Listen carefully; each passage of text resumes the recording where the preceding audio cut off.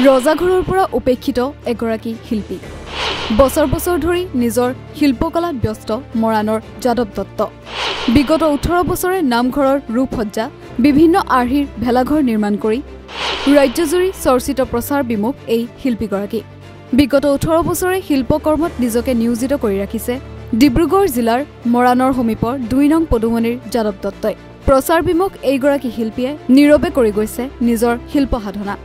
বিগত 18 বছৰে ৰাজ্যজুৰি 662টা নামঘৰৰ ৰূপসজ্জা কৰি সমাদৃত হৈছে যাদৱ দত্ত ইয়াৰ সমান্তৰালভাৱে মাঘৰ বিহুত বিভিন্ন আৰ্হিত ভেলাঘৰ নিৰ্মাণ কৰি ৰাজ্যজুৰি চৰ্চিত হৈছে যাদৱ দত্ত বিগত বৰ্ষসমূহতো গড়ৰ আৰ্হিত ভেলাঘৰ 3মহলীয়া লিফ্টৰ সুবিধা থকা ভেলাঘৰ চন্দ্ৰযান হাতীয়ে ঘৰ ভঙা আৰ্হিত ভেলাঘৰ নিৰ্মাণ কৰি সকলোৰে মাজত জনপ্ৰিয় হৈ পৰা এই শিল্পীগৰাকী আজিও ৰজাঘৰৰ পৰা উপেক্ষিত 2 নং পদুমনি গাঁও আৰু মোৰ নাম শ্ৰী যাদৱ দত্ত আজি মই 18 বছৰ হ'ল এইবিলাক মানে ভাগৱতৰ দৃশ্যসজ্জাবিলাক বনাওঁ ভাওনাৰ কাম কৰোঁ ভেলাঘৰ সাজোঁ বা যিকোনো মানে হেৰিয়াত অনুষ্ঠানত এইবোৰ পতাকা উত্তোলন বা জয়া উৎসৱ ভাওনা এইবিলাকত কাম কৰি ফুৰোঁ এটা গড় বনাইছিলোঁ সেইটো অসমৰ ভিতৰত 2 নম্বৰ স্থান পাইছিলোঁ আৰু এটা 3মহলীয়া লিফ্ট দি পেলাই সাজিছিলোঁ আৰু সেইটো ভেলাঘৰ সেইটো অসমৰ ভিতৰত 6 নম্বৰ স্থান লৈছিলোঁ হাপে খাটিত এটা বনাইছিলোঁগৈ সেইটো অসমৰ ভিতৰত 3 নম্বৰ স্থান পালোঁ আৰু এই যোৱা বছৰ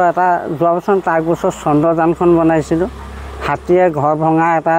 বনাইছিলোঁ আৰু 4মহলীয়া এটা বনাইছিলোঁ এইভাগে বনাই গৈ আছোঁ আৰু মই চৰকাৰৰ পৰা এটকা পইচাও সহায় পোৱা নাই এই চক্ৰ গৈ বিধায়কে মাতি নি পেলাই ক'লে বোলে হেৰি হ'ল আপোনালোকে বোলে এইবোৰ কি মানে বাৰে বিংকতি কামবোৰ কৰিছে এইবোৰ কৰি কি লাভ হৈছে অসমৰ উন্নতি হৈছে জানো আপোনালোকে আলু খেতি কৰক ঘেঁহু খেতি কৰক অসমৰ উন্নতি হ'ব এনেকৈ ক'লে তাৰপৰা সেইখিনিকে শুনি গুচি আহিলোঁ আৰু তাৰপৰা খাম এটাতে টকা 500 ভৰাই দিলে আমি আকৌ ঘূৰাই দি থৈ গুচি আহিলোঁ আৰু বিধায়কে কি কয় তেতিয়া কৈছে যে কি হ'ল এইটো কম হৈছে ন তেতিয়া কৈছে ন কম হোৱা নাই আমাৰ কাৰণে বহুত বেছি হৈছে আমি সেইবুলিহে কৈছোঁ আৰু মই বোলে কিমান মানুহক দক্ষিণা কৰিম এনেকৈ ক'লে তাৰপৰা মই বোলো আপোনালোকে কিমান দক্ষিণা কৰে নকৰে আমি সেইবোৰ নাজানো কিন্তু আপুনি মাতিছিলে কেলৈ মাতি পেলাই এইটো কৰিছে কিন্তু আমাক তাতেই হাজাৰ টকা ৰাইজে দিছিলে আৰু সেইমতে আমি কাম কৰি আছিলোঁ কিন্তু মতাৰ কাৰণেহে আমি আহিছিলোঁ সেইবোৰে ক'লোঁ আৰু অন্যনো কিটো ক'ম বহুত ভাল লাগিছে আজি যে 18 বছৰে যে মই এনেকুৱা এটা মানে কাম কৰি পেলাই এনেকুৱা এটা হেৰি নাপালোঁ কিন্তু এতিয়া সদ্যহতে যে মই মানে অতৰ ৰাইজ আহি মোৰ চোতালত মানে পদধূলা দিলেহি আৰু মই সেইগতিকে নথৈ সুখী তদুপৰি সমষ্টিৰ জনপ্ৰতিনিধি হিচাপে বিধায়ক চক্ৰধৰ গগৈয়ে নিজৰ গৃহলৈ শিল্পীগৰাকীক মাতি নি এইবিলাক শিল্পকৰ্ম কৰাতকৈ খেতি কৰিবলৈ পৰামৰ্শ দিয়াত দুখ প্ৰকাশ কৰাৰ লগতে চৰকাৰৰ পৰা কোনো ধৰণৰ সুবিধা লাভ নকৰা বুলি আক্ষেপ কৰে শিল্পীগৰাকীৰ দুৰ্দশাৰ খবৰ লাভ কৰি শিল্পীগৰাকীক সহায়ৰ বাবে আগবাঢ়ি আহিল কংগ্ৰেছ নেতা বিজু দুৱৰা মই আচলতে সাংঘাতিকভাৱে দুখ পাইছোঁ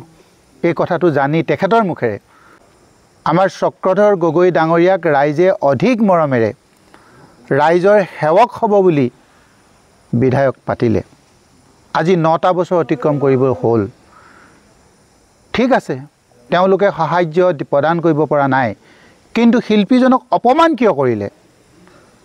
তেওঁ অসম ভিত্তিত পুৰস্কাৰ আজুৰিছে ভেলাঘৰ সাজি পুৰস্কাৰ আজুৰিছে গড়ৰ হত্যাৰ বিৰুদ্ধে চিত্ৰ অংকন কৰি দ্বিতীয় পুৰস্কাৰ আজুৰিছে হাতীৰে ঘৰ ভঙা দৃশ্য প্ৰদৰ্শন কৰি পুৰস্কাৰ পাইছে তেওঁ আমাৰ সম্পদ তেওঁক ঘৰলৈ মাতি নি টকা 500 দি উপলুঙা কৰাতকৈ তেওঁ যদি একো নিদিলেও এখন শৰাই বা এখন গামোচাৰে যদি তেওঁ সম্বৰ্ধনা জনালেহেঁতেন তেওঁ নিশ্চয় বহুত আনন্দ পালেহেঁতেন তাৰ পৰিৱৰ্তে তেওঁ যি 500 টকা দি পঠাইছিল আৰু সেই 500 টকাটো যে তেওঁ ঘূৰাই দি থৈ আহিলে তাৰপিছতো তেওঁ গাত একো নলৰিল কি বুলি আমি ক'ব লাগিব আচলতে তেওঁ মানৱ সম্পদ সৃষ্টিকাৰী নে তেওঁলোক মানৱ সম্পদ ধ্বংসকাৰী আচলতে এই চৰকাৰটোৱেই মানৱ সম্পদ ধ্বংসকাৰী তাত আমি প্ৰমাণ পাইছোঁ আজি মই আহি তেখেতৰ 662টা নামঘৰলৈ নিমন্ত্ৰণ জনোৱা যিবিলাক গুহাৰী পত্ৰ মই পৰিত্যক্ত অৱস্থাত যিটো দেখিছিলোঁ আচলতে সেইবিলাক সংৰক্ষণ হ'বৰ কাৰণেহে মই সেই আলমাৰীটো প্ৰদান কৰিছোঁ যাতে ভৱিষ্যতৰ দিনত আমাৰ কোনোবা এটা স্থানত তেওঁক যদি আমি এটা ভাৰতীয় পৰ্যায়ৰ এটা সন্মানলৈ